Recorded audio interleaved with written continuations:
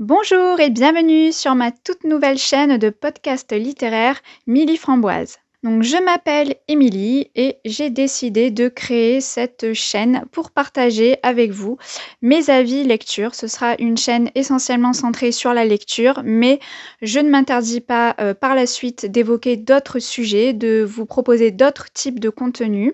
Je verrai selon mes envies. C'est pour ça d'ailleurs que j'ai choisi un pseudo qui n'est pas centré forcément sur le thème de la lecture. Donc ce qu'il faut savoir en premier, c'est que, comme je le disais en introduction, c'est une chaîne de podcast, c'est-à-dire que vous ne me verrez pas. Par choix personnel, je ne souhaite pas m'afficher sur YouTube.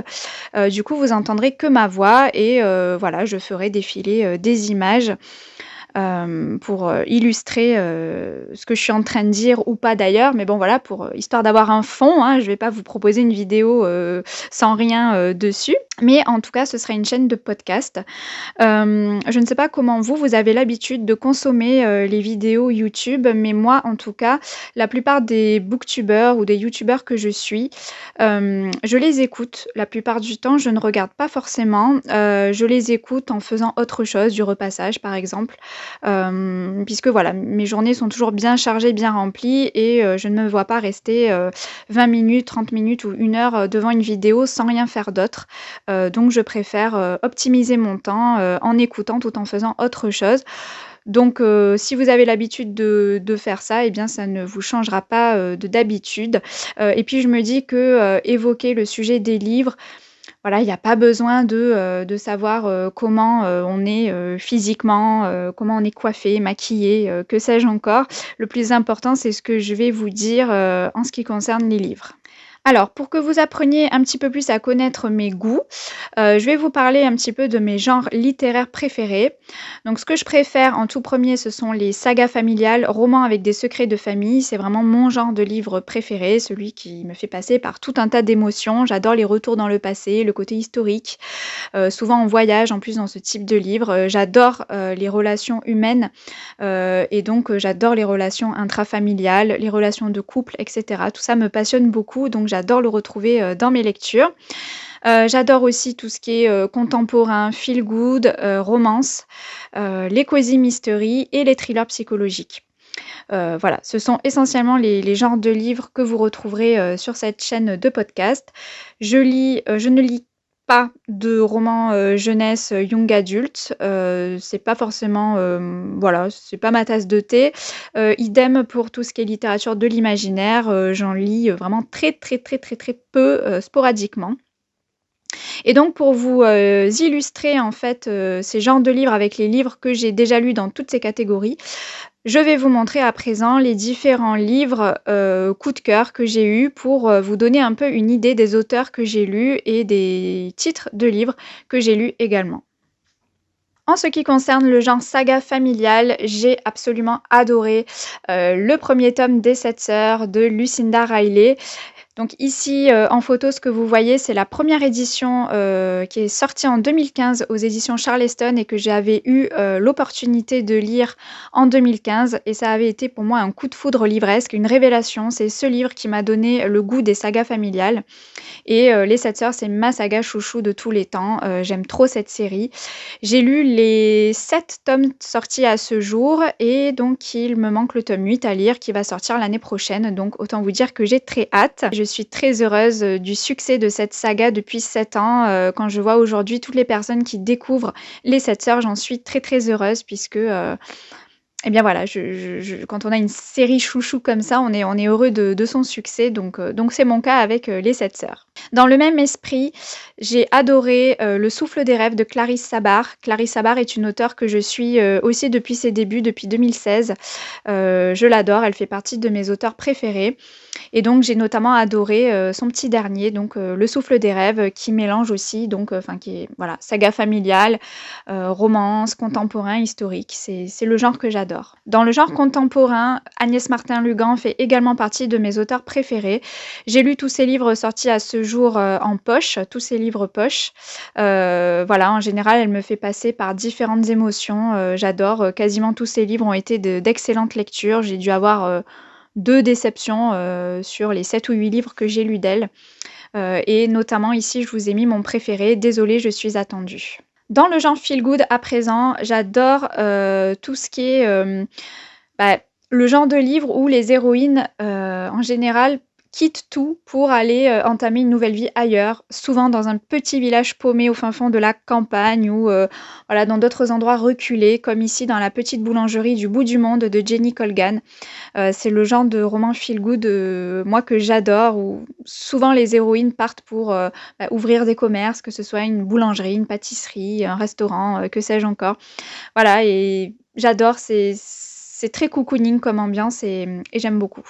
Dans le genre contemporain, j'aime aussi tous les romans qui ont une, tendance, un côté, développement personnel puisque le développement personnel est une thématique, qui me parle énormément, et que je mets en place, quasiment, tous les jours, moi-même dans ma vie personnelle pour, sans cesse m'améliorer, devenir une personne meilleure et bien j'adore, quand je retrouve ça dans les romans, avec un côté fiction évidemment, que ce soit pas trop, hem enfin, que ce soit instructif, mais avec une histoire derrière, voilà, c'est ce que je veux dire et donc j'avais absolument adoré Kilomètre zéro de Maud Ankawa. J'avais beaucoup postité ce livre, c'est un livre qui m'a marquée et que j'aimerais vraiment relire ou en tout cas relire les passages qui m'ont le plus marquée. C'est un livre qui m'avait aidée, quand je l'avais lu et qui peut m'aider encore aujourd'hui, voilà. Il y a vraiment certains passages, qui m'ont beaucoup parlé. Dans le genre romance, j'adore la romance contemporaine et notamment les comédies romantiques, que ce soit en film ou en livre d'ailleurs. J'ai adoré Ma vie, mon ex et autres calamités de Marie Vareille. C'est frais, c'est léger, c'est le genre de lecture qui passe tout seul, qui fait toujours passer un chouette moment de lecture.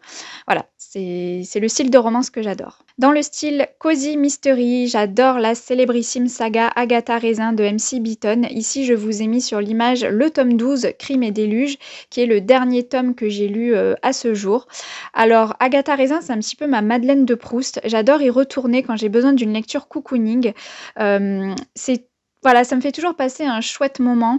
C'est sûr qu'Agatha Raisin n'est pas le personnage le plus sympathique du monde, parmi, tous les personnages littéraires, que j'ai pu rencontrer, mais voilà, c'est un peu l'ambiance aussi que j'aime de ce petit village de Carcely, un petit village, dans la campagne anglaise et c'est vraiment très cosy comme ambiance. Dans le genre thriller, Michel Bussy est mon auteur préféré. Donc Michel Bussy, c'est mon auteur préféré, tout genre confondu, en fait, puisque, c'est le seul auteur qui ne m'a quasiment jamais déçue. J'aime absolument tous ses livres. Tous ses livres ont quasiment été tous des coups de cœur, ou alors, si c'est pas des coups de cœur, ce sont d'excellentes lectures. Et j'avais notamment absolument adoré Nymphéa noire, qui est le premier roman de l'auteur que j'ai lu, qui a une fin, absolument magistrale. Et alors Michel Bussy n'écrit pas forcément des thrillers psychologiques, hein, c'est plutôt des thrillers avec des enquêtes policières, mais il n'empêche que, c'est mon auteur préféré. Donc évidemment, il avait sa place, dans cette vidéo. Et pour terminer en ce qui concerne mes genres de livres préférés, je termine avec le thriller psychologique, avec notamment ici Juste une ombre de Karine Jebel, qui est sans doute le thriller psychologique qui m'a fait le plus flipper. J'ai eu du mal à dormir lorsque j'ai lu ce livre. C'était absolument, addictif, passionnant. Je suis très intéressée par, tout ce qui est relations humaines et hem et c'est ce que j'aime en fait dans le thriller psychologique, de voir les relations, intrafamiliales, dans le couple, de voir, d'être dans la tête des gens en fait, de savoir si, c'est vraiment une folie de leur part ou s'il y a vraiment quelque chose et en fait, c'est la question que je me suis posée tout le long de ce livre-là, et j'ai trouvé ça, tellement prenant. Et la sous-variante, qui me plaît énormément dans le thriller, psychologique, c'est ce qu'on appelle le thriller domestique. Donc justement avec des relations, soit de couple, soit dans une famille, une mère avec son enfant, un père avec son enfant, des relations entre voisinage et cetera. C'est la variante du thriller, psychologique qui me plaît beaucoup puisque j'aime l'humain en fait, j'aime, analyser les comportements, humains on va dire et c'est ce que j'aime dans ce type de thriller. Et il se trouve que depuis peu, et c'est, aussi pour ça que j'ai décidé d'ouvrir cette, chaîne de podcast littéraire. Depuis peu, je m'intéresse à d'autres types de littérature, d'autres auteurs. J'ai envie de découvrir en fait d'autres horizons, de partir, de voyager et découvrir d'autres choses que ce que j'ai eu l'habitude de lire depuis toutes ces années. Et je m'intéresse donc particulièrement à la littérature asiatique et la littérature hispanophone notamment. Pour l'instant, on va dire. Pourquoi la littérature hispanophone? Puisque j'ai un fort attrait pour, tout ce qui est, espagnol. J'ai fait des études d'espagnol, c'est une langue que j'adore encore aujourd'hui. Et voilà, je suis très intéressée par tout ce qui est culture espagnole et latino-américaine. Alors j'ai lu des auteurs hispanophones dans le cadre de mes études, hein, bien sûr, mais c'est vrai que je n'ai pas continué par la suite. Je n'ai pas forcément lu d'autres auteurs hispanophones par la suite et donc j'ai envie d'y remédier et de lire, plus, ce genre d'auteurs-là et de retrouver, bah, cette, cette essence espagnole que j'aime tant, cette mentalité, cette culture, et de voyager un petit peu à travers, ces auteurs. Et en ce qui concerne la littérature asiatique, c'est vrai que c'est assez récent. C'est grâce à des booktubeuses que je suis et qui, évoquent de temps en temps des lectures d'auteurs asiatiques et c'est vrai que ça me donne envie. Avec la littérature asiatique est très, très riche, très diversifiée dans plusieurs genres, donc je m'y mets vraiment petit à petit. Mais c'est une littérature que j'ai envie de connaître et de découvrir. C'est pour ça que j'ai aussi envie de créer cette chaîne pour, pourquoi pas vous faire, à vous découvrir des petites pépites cachées qu'on voit pas forcément sur BookTube. C'est aussi ça, j'ai envie d'apporter ma patte à moi et et pourquoi pas, voilà, parler de lectures qu'on voit pas souvent, que ce soit sur BookTube ou sur Bookstagram, aussi d'ailleurs. Hem, voilà, j'ai envie de vous amener ailleurs et de vous parler de mes ressentis, de lecture et de vous faire, pourquoi pas, un petit peu voyager à travers les lectures que j'aurais pu faire. Donc en ce qui concerne cette fois-ci la chaîne, YouTube, en elle-même, j'ai envie de partager avec vous uniquement les lectures qui m'auront plu. Je n'ai pas forcément envie de parler de mes déceptions ou des livres qui m'auront plu moyennement. J'ai vraiment envie que cette chaîne soit positive et j'ai envie de partager du contenu positif avec vous. Les lectures que j'ai moyennement aimées ou qui m'ont pas du tout plu, je vais vite les oublier. Donc pour moi, je vois pas l'intérêt de vous en parler. J'ai plus envie de m'attarder sur des lectures qui m'auront vraiment marquée ou qui m'auront fait passer un chouette moment de lecture à l'instant T. En ce qui concerne le rythme des vidéos, ce sera assez aléatoire. Je ne veux absolument pas me mettre la pression avec un rythme régulier. C'est vraiment quand j'aurai le temps et l'envie. Pareil pour lire, hein, il y a des fois des journées entières où je lis pas. Donc forcément, bah, le contenu sur YouTube, sera, moins, présent. Il se peut que des fois je ne fasse pas de vidéo pendant 3 à 4 semaines ou voilà, selon mes disponibilités. Si vous me suivez, si vous voulez me suivre, sachez que voilà, je n'aurai pas forcément un rythme de vidéo, régulier, mais quand je viendrai vous en faire, moi ce sera sincère, ma démarche sera sincère et j'aurai vraiment l'envie de partager avec vous. Il n'y aura pas non plus de vidéo book haul, je partagerai essentiellement, des avis lecture. Après, à voir plus tard si je fais d'autres types, de vidéos, mais en tout cas, pareil, les vidéos book haul, pour l'instant, je ne vois pas l'intérêt, d'en faire, sachant qu'en plus, j'achète très peu de livres.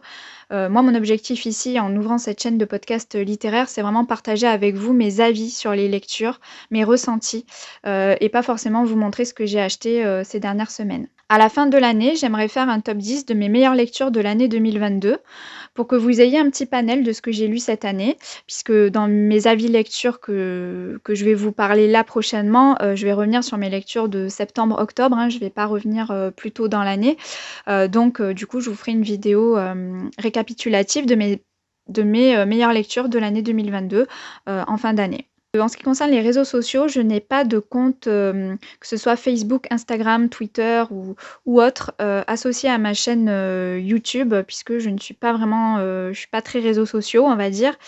Le seul média social entre guillemets sur lequel je suis, c'est Livre Addict, où je partage là-bas déjà, mes lectures depuis 1 an déjà. Donc vous pouvez me suivre là-bas. J'ai aussi le pseudo, Milly Framboise, donc n'hésitez pas, je vous le mettrai dans la barre d'infos. Donc voilà, écoutez, j'espère que cette première vidéo vous aura plu, vous aura pourquoi pas donné envie de continuer à me suivre dans les prochains podcasts, que je vais faire. N'hésitez pas à me dire aussi si le son, est correct, si vous entendez bien puisque là c'est un peu la vidéo, test, j'ai un nouveau micro, Donc voilà, dites-moi si le son est bien, si ça va, si ça vous plaît. Et donc, la prochaine vidéo arrivera, très rapidement après celle-ci, dans 2-3 jours, je vous la poste très rapidement. Donc ce sera ma première vidéo avis lecture où je vais vous parler des dernières lectures que j'ai faites, mes très bonnes lectures que j'ai faites. Petit spoil, il y aura évidemment de la littérature asiatique, dedans. Donc j'ai très, très hâte, de partager tout ceci, avec vous et bah, voilà, j'espère que vous me suivrez, dans mes aventures livresques et autres. J'espère, que cette vidéo vous aura plu et je vous dis à très bientôt.